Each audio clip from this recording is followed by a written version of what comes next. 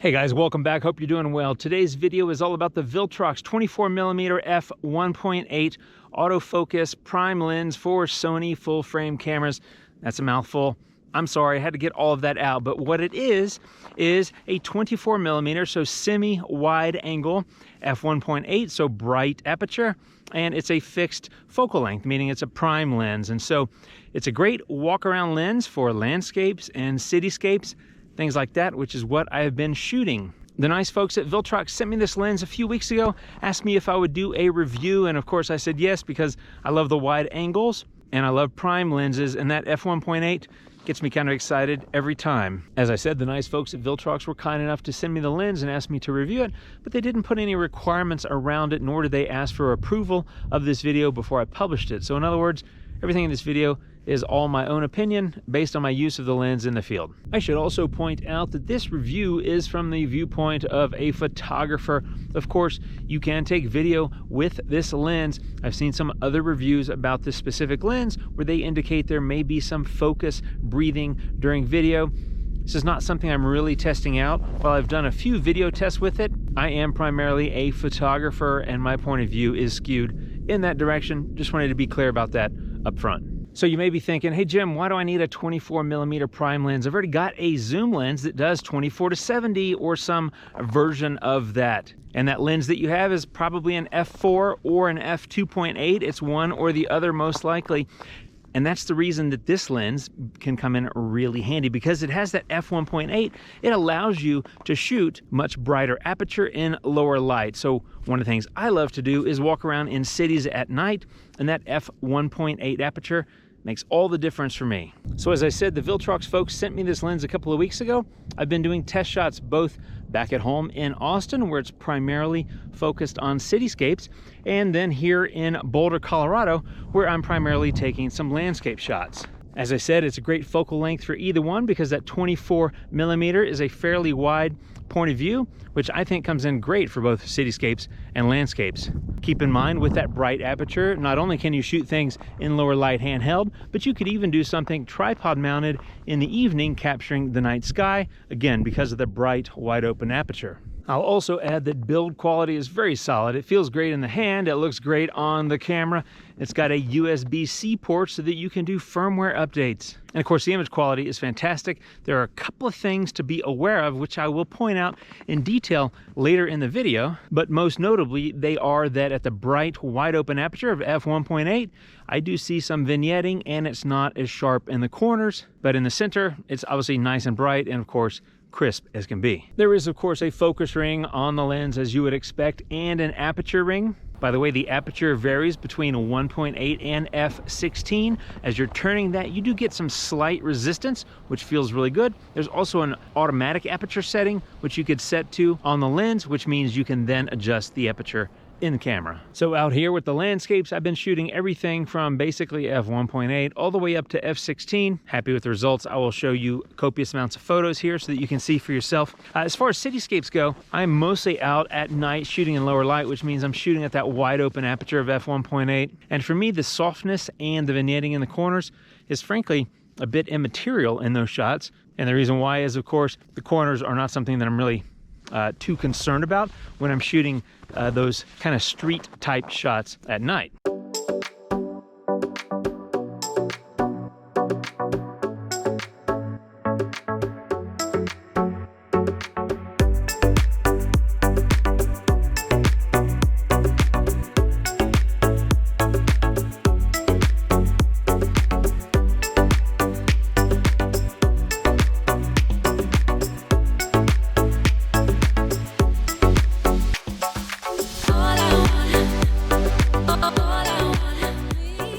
As you might expect, with an f1.8 lens, you can get some nice background blur or bokeh, which is rendered nicely, even though the bokeh balls in the background are not always perfectly circular. One thing I should point out about this lens is, of course, its price point. It's actually, frankly, a bargain. Most people would be comparing this to the Sony 24mm f1.4 G Master lens, which I have, which is fantastic. Frankly, an amazing lens. and it's nearly $1,000 more than this lens. This lens from Viltrox sells for $429 US.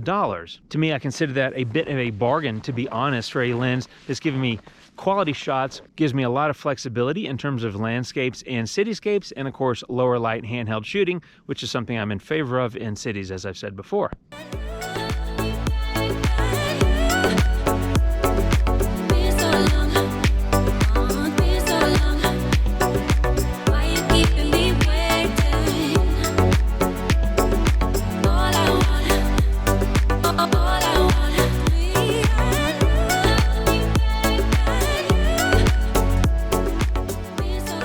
Now, one thing to be aware of with this lens is you do get some vignetting when you're shooting at that wide open f1.8 aperture. Let me show you here in Lightroom. Here it is at f1.8. You can see that down here in this right-hand corner. At f1.8, a fairly pronounced vignette. And as you go to 2, it lightens a little bit. And then 2.2, 2.5, it's nearly gone. And I would say at 2.8, it looks quite good. Now, of course, that is an easy fix in post-processing, but it's something to be aware of. Here's another example of it. Again, at f1.8, fairly pronounced vignette. At 2.0, it's lightened, I think brightened up quite a bit. 2.2, you barely notice it. 2.5 and 2.8, I think it's effectively gone. And then at 3.2, 3.5, you're past that issue. So just be aware at some of those wide open apertures, especially f1.8, you do have some pronounced vignetting. Regarding lens sharpness at f1.8, it's really sharp and solid in the center. However, when you go and look at the corners, you can see that they are a bit softer.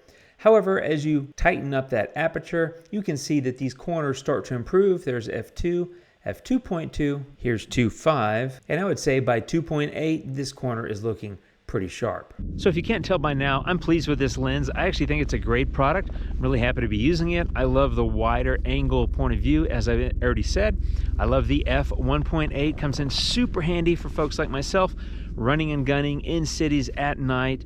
It's just fantastic for that. It's got solid build quality, incredibly affordable relative to other lenses like it. Image quality is fantastic. And like I said, it looks great. It feels great in hand. And of course, it's not that heavy. So on camera or walking around, you can literally carry this lens all day and not get tired of doing so. So overall, I would give the lens a very positive review, especially for photography. Like I said, gives you tons of flexibility for landscapes and cityscapes, both of which I hope I've given you enough examples of in this video.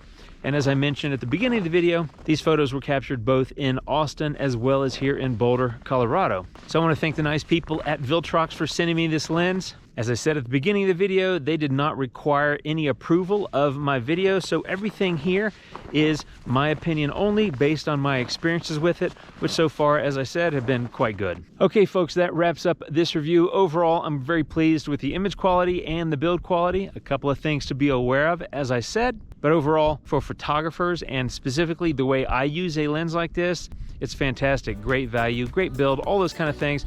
So thank you once again to the folks at Viltrox for sending it over. Hope you all found this review useful.